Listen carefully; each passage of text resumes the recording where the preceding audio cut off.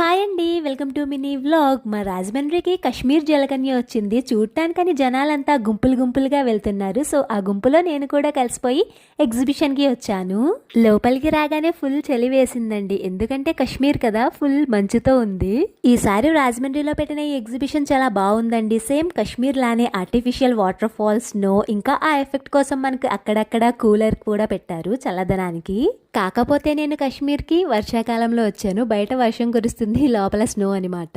ఇంకా అసలైన మ్యాటర్కి వస్తే కాశ్మీర్ జలకన్య భలే అందంగా ఉందండి. ఇంకా ఆర్నమెంట్స్ కూడా వేసుకుంది. జలకన్యను చూడగానే జనాలంతా కేకలు వేస్తున్నారు. నేను ఎక్కడ ఎగ్జిబిషన్కి వెళ్ళినా సరే ఏం కొన్నా కొనకపోయినా ఈ బ్యాంగిల్స్ మాత్రం అస్సలు మిస్ కాను. ఇక్కడ బ్యాంగిల్స్ మాత్రం నాకు చాలా బాగా నచ్చాయి. అండ్ కాస్ట్ కూడా చాలా రీజనబుల్ గానే అనిపించింది. వర్షం పడుతున్న మూల జనాలంతా ఆ మూలకి వెళ్ళిపోయారు. ఓవరాల్ గా ఎగ్జిబిషన్ అయితే బాగుంది. కాకపోతే నాకు ఎంట్రీ టికెట్ మాత్రం కొంచెం ఎక్కువగా అనిపించింది. Please subscribe